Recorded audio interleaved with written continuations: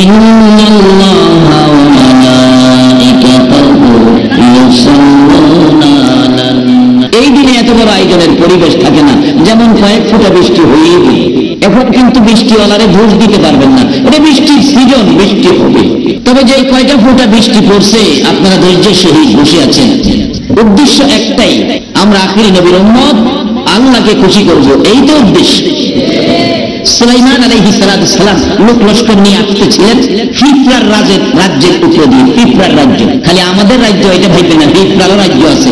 পিঁপড়া ছোট দেখতে দুর্বল মনে করেন না, এটা দেখতে ছোট দেখিব, এটার নামে কোরআন শরীফ সূরা আছে, কোরআন শরীফ সূরা নাম নেই, পিঁপড়ার নামে সূরা। আব্দুল মালিক আব্দুল খালেক, তোমার আমার নামে তো সূরা নাই, পিঁপড়ার নামে সূরা।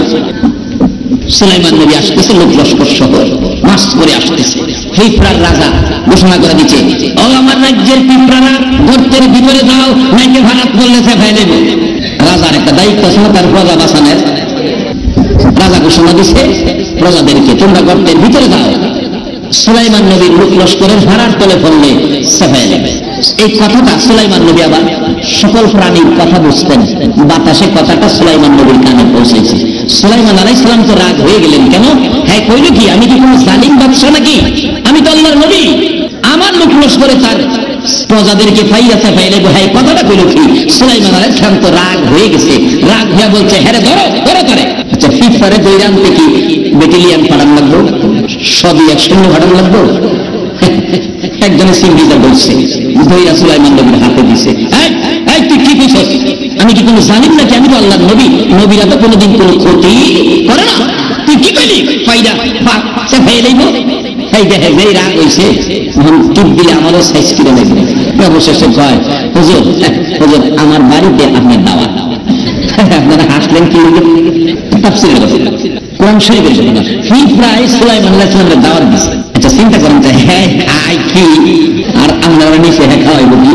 পিঁপড়া একদিন যদি ঠিক মতো খাওন টান তারে 6.5 6 মাস বলবে। আচ্ছা একদিন খাওন পিঁপড়ায় টাইম না নিলে কয়টা গম নিতে পারবো? ঘুমাইছে না? কয়টা গম নিতে পারবো? 5-7টাই তো। একটা গম তো পিঁপড়ার লেগা 2 বছর হবে না। 1977 বা 78 ফুল একটা বন্ডা কিসিমের মাদ্রাসা পেরেও সিনেমা দেখতে গেছে। উস্তাদ তো আরো চালাক, যারা শিক্ষক ছাত্র করা এরা চালাক নাও। করতে জানি আইসে রাত 11টার দিকে, আয়া উনি আবার সিট করতো, সকলের সিট তালাশ করে সব ঠিক মতো ঘুমাইছে কিনা, মশারি আলগি দাগি দেখো চেক করে গেছে সব ঘুমাইছে কিনা। দেখে মাশাআল্লাহ 3টা মশারি ল্যাব দিয়ে মানুষ বানায়, রেল দিয়ে মাথা বানাইছে। মাথা বানাইছে রেল দিয়ে, ল্যাব দিয়ে মানুষ বানায় দিয়ে গেছে। হুজুর কই কি রে, তোর দেখি মুটুম লাগে, দুর্বল দুর্বল লাগে, হাত দিয়ে দেখে মানুষ নাই। এই সব ছাত্রের মধ্যে হেফজখানার জব করি আমি, বড় আর বড় রেল স্টেশনের ইমাম। হ্যাঁ জিগাইয়া দিলে কই বলতো, 2 স্টেশনের ইমামতি খাইছি, কারণ এই বঙ্গবন্ধু গেছি না দেখি। হ্যাঁ রেল স্টেশনের ইমাম, আমি বাতি স্টেশনের ইমাম। আমরা দুজনে কোরআন শরীফ পড়তেছি। কোরআন শরীফ মুখস্থ করা বড় কঠিন, বড় কষ্টের জিনিস। হেফজখানায় যারা পড়ে তারাই জানে বিদায় তাদের ইজ্জত কত। একজন কোরআন পড়নেওয়ালা রাস্তা দিয়ে হাইটা গেলে নূরের তৈরি ফেরেশতারা নূরের পর বিছায়া দেয়। বুঝে যদি গলাত রশি বাইন্ধা হাত ছায়া নেয়, নূরের পর বিছাইব। একজন কোরআন পড়নেওয়ালা রাস্তা দিয়ে হাইটা গেলে 40 দিনের জন্য আশেপাশের কবরের আযাব বন্ধ করে দেওয়া হয়। বড় কষ্টের জিনিস। কিন্তু আমরা বই পড়তেছি, আয়াত জিগাই ফিরে এই 3টা কই, নাম কইতাম না, নাম কইলে দিব দিব। এই 3টা কই বলতে পারি না। দেখ নিচে দেখ, দুতলা বসে মাদ্রাসা, নিচে দেখ, নিচে দেখছে পাইছে না। আমাকে বাজারে দেখতে হয়, গরিব বাজার, বাজারে গেছি, বাজারে অনেক এত রাত্রে বাজারে কি করতো, রাত বাজে 11টা 11:30। কয় বুঝছি হয়ে গেছে। বুরহানের সিলের মধ্যে হুজুর ঘুমাইতে গিয়ে 2 বালিশের শুইত, ওই হে 3 জনের একজনের একটা বালিশ নিয়ে বুরহানের বালিশের নিচে দিয়ে, স্টেশন মসজিদের ইমামের বালিশের নিচে দিয়ে দিছে। হুজুর ওনার সিলের মধ্যে শুইছে। টাইম তো 12টার পরে, তাই ঘুমাই দিয়েছেন না? 12টার পরে কারবার শেষ হয়েছে তো আইসে, আয়াত কি দেখতে আইসে না দেখতে আইসে, একজনকে কইতেছে। আমরা তো সোজা, হুজুর তো ঘুমাই গেছে। হ্যাঁ বালিশ পায় না বিছাইরা ঘুরতে ঘুরতে গিয়া দেখে বুরহানের বালিশ নিচ্ছে। এটা হুজুর ঘুমাইছে, হ্যাঁ পরে হয়ে যাবে না। বুরহানের হ্যাঁ বুইরা কইয়া বালিশের ঘুমাতে লাগে, বুইরা 2 বালিশ লাগে। তখন দিতে দেরি না, যেমন সাপের লেজে টুহা মারছে, আটকে উঠছে, আইতে রে আইতে। তখন কি হেরার ভিতরে ভাবিয়েছো যেই রাখবো আমাদের হুজুরের ওরকম আছে, বাচ্চা আছে।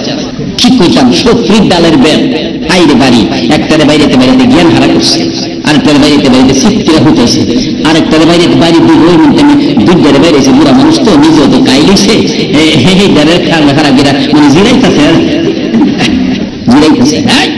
তুই কেমনি গেলি রে? হ্যাঁ মধ্যে তোর তো ভুল যাচ্ছি, তুই কেমনি গেলি?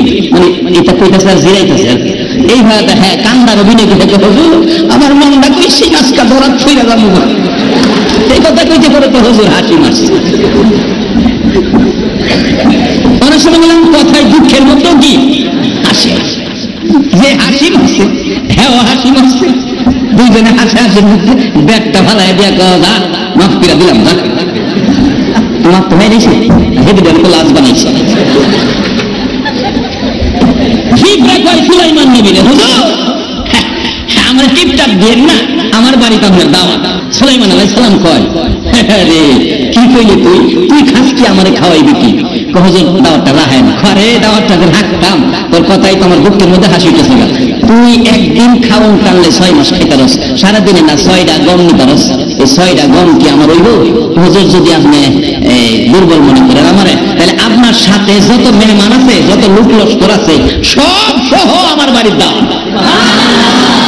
আমার আল্লাহ রাখেন সুলাইমান দাওয়াত কবুল কর, না হয় পিঁপড়া সমস্ত পৃথিবীর মানুষ দাওয়াত করে বইব।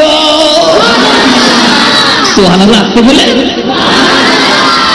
হিজড়ার মতো ছোট্ট একটা প্রাণী আলেম ওলামারা আছে দিলেন কোরআন শরীফে, ও সুলাইমান নবী আপনি দাওয়াত, আপনার সাথে লোক লস্কর সহ দাওয়াত।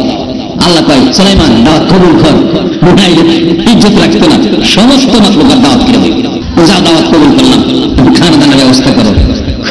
দাওয়াত করছি আমি চিন্তা আপনার না, দাওয়াত করছি আমি চিন্তা আপনার না। এমনি যেটা চোখের পানি সারে আর দাহে প্রভু আমার কি এই ক্ষমতা আছে তোমার নবীরে খাওয়াইতাম? দাওয়াত তো করছি তোমার উপর ভরসা হইবে। একটা পিঁপড়ার বলে ভরসা আমার আল্লাহর উপরে, ও মুসলমান তোমার আমার ভরসা গেল কই? মিঠা মিঠি কাটাইলাম জিন্দেগি, বলুন মিঠা মিঠি কাটাইলাম জিন্দেগি, চোখে দেখা হারাইলাম বন্দেগি, হায়রে চোখে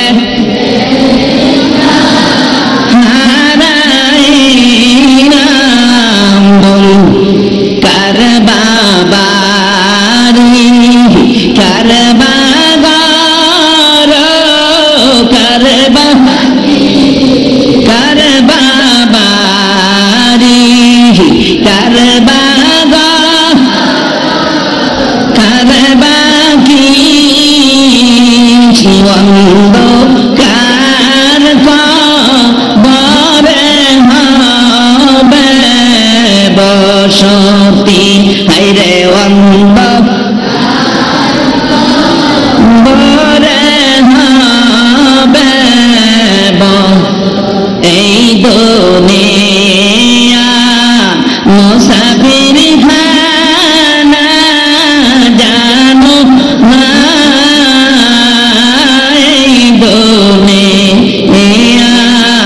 মুসাফির খানা জানো, কত মানুষ আইল গেল রইল না, হায়রে কত মানুষ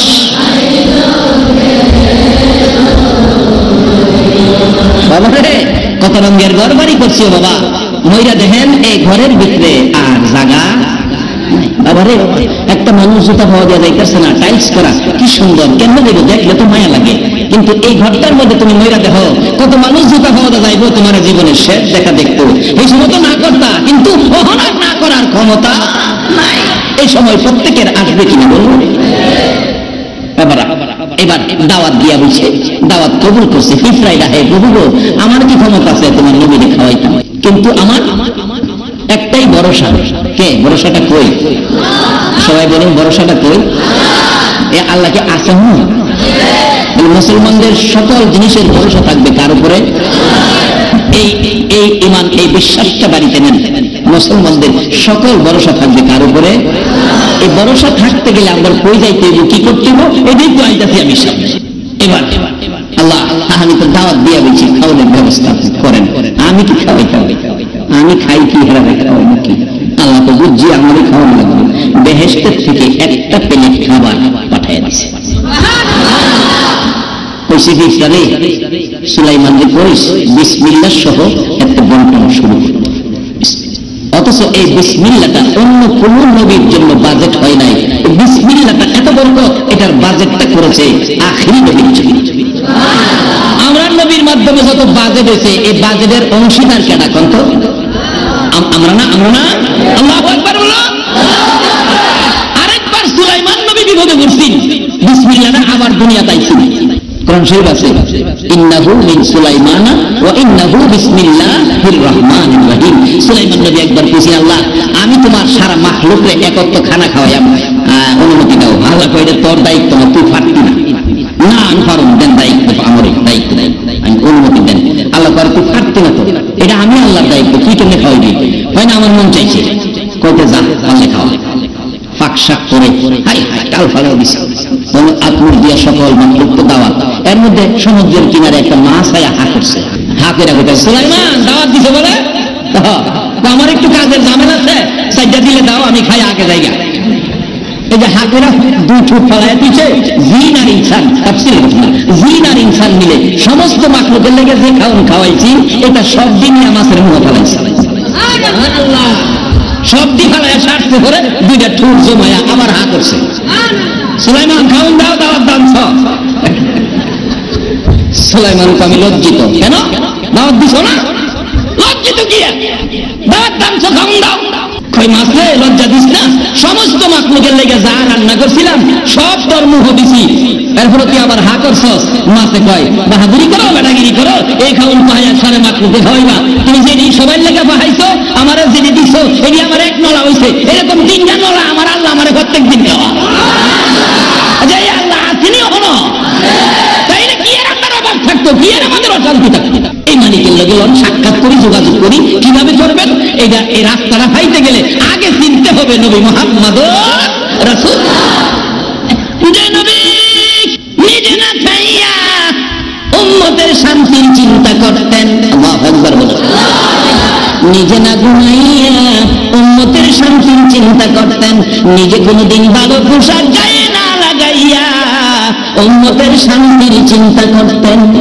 কত দুঃখে, কত ব্যথায়, কত চিন্তা আমার নবী করতেন। আম্মা জান আয়েশা সিদ্দিকার জীবনীতে পাওয়া যায়, আম্মা জান আয়েশা সিদ্দিকা নবীজির অনেক দুঃখের কথা ওয়াজ করেছেন। একদিনের ঘটনা, আম্মা জান আয়েশা সিদ্দিকা ওয়াজ করেন। ওয়াজটা কি ছিল? প্রশ্ন করেছে, ইয়া রাসূলুল্লাহ, জীবনে কতদিন যুদ্ধের ময়দানে যাইয়া কত জায়গায় মার খেয়েছেন, নবী গো আমি জানতে চাই কোন দিনের মার আপনার কাছে বেশি কষ্ট, বেশি ব্যথা হয়েছে? আমার নবী দুইটা চোখের পানি এতিমের মতো ছেড়ে দিছে। আয়েশা রে, মায়ের কথা মনে করিস না রে আয়েশা, মায়ের কথা মনে হইলে রে আমার তাইফের কথা মনে হয়ে যায় রে আয়েশা। তাইফের জমিনের মায়ের রে, একবার নয়, দুইবার নয়, তিনবার করে আমাকে বেহুশ করেছে। এমন মার আমি জীবনে কোথাও খাই নাই রে। তাইফের মায়ের কথা মনে হইলে এখন আমার চোখের পানি রাখতে পারি না, মন কয় ব্যথাই যেন আমার কলিজা ফাইটা যাবে রে আয়েশা। কিছুক্ষণ পর আবার এতিমের মতো চোখের পানি ছেড়ে ছেড়ে আম্মা জান আয়েশা সিদ্দিকার দিকে তাকাইয়া তাকাইয়া ডাকে, রে আয়েশা আর একটা ব্যথার কথা শুনো। তাইফের জমিনের মার সবচেয়ে ব্যথার কথা রে আমার, এই তাইফের জমিনের মায়ের কথাও আমি নবী বুইলা যাই রে আয়েশা, যখন আমার গুনাহগার উম্মতের কথা মনে হয়ে যায়। তাইফের জমিনের এত কষ্ট, এত ব্যথার মার যায়েদ ইবনে হারেসা বলেন, আমার নবীকে তিনবার করে বেহুশ করেছে, উঠতে পারে না, তাই না নবীকে উঠাইছে। হাঁটতে পারে না, ধাক্কা দিয়ে একটুখানি হাঁটাইছে। নবী যখন আবার বেহুশ হয়ে পড়ে যায়, আবার টাইনা উঠাই, তিনবার এভাবে টাইনা উঠাইছে, টাইনা হাঁটাইছে, ধাক্কা দিয়ে হাঁটাইয়া মারতে মারতে তিনবার করে বেহুশ। শেষবারের মাথায় এমন মারলো নবীজিকে পাথরের নিচে ফেলাইয়া দিছে।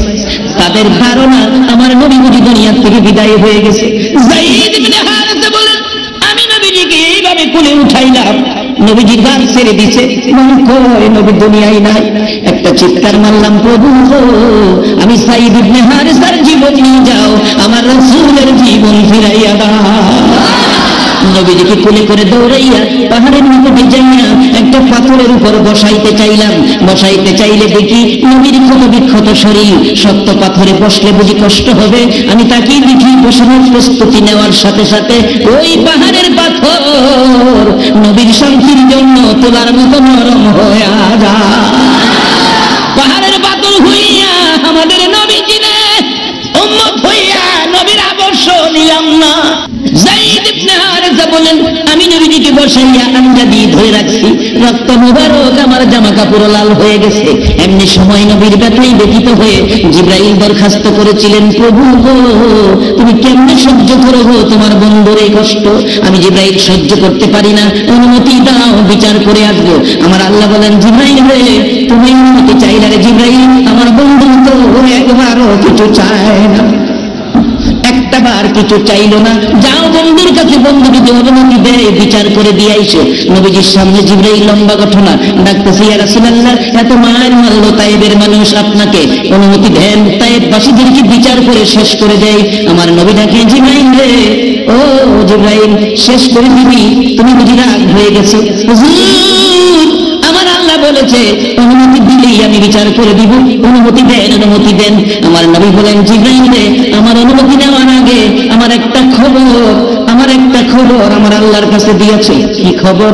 আমার এই রক্ত ভিজা জামাটা, সাদা জামা রক্তে লাল হয়েছে রে জিবরাইল, আমার এই রক্ত ভিজা জামাটা আমি আমার প্রভুর দরবারে জমা রাখতে চাই রে, এর বিনিময়ে অন্য কিছু চাই না।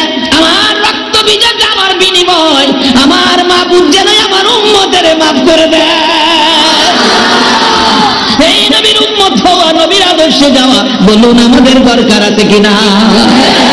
কিভাবে যাবেন? এটা কোরআন শরীফে পরামর্শ দিয়েছে, ইয়া আইয়ুহাল্লাযীনা আমানু দুখুলু ফিস-সিলমি ছোট্ট একটা শব্দ আপনাদের সামনে, সত্যি এর মধ্যে বাজেট বড়, ছোট্ট জিনিস অনেক সময় বড় কাজ করে, এটা বোঝানোর জন্য একটু লম্বা হয়ে গেছে। ছোট্ট জিনিস অনেক সময় বড় কাজ করে। কোরআন শরীফের ছোট্ট একটা শব্দ, আল্লাহ বলছে আমাদেরকে ইমানদার দেওয়া, মা বোনেরা তোমাদেরকেও বলছে, মুসলমান বলতে, ইমানদার বলতে সবাইকে বলছে, তোমরা পুরাপুরি ভাবে ইসলামে ঢুকবে।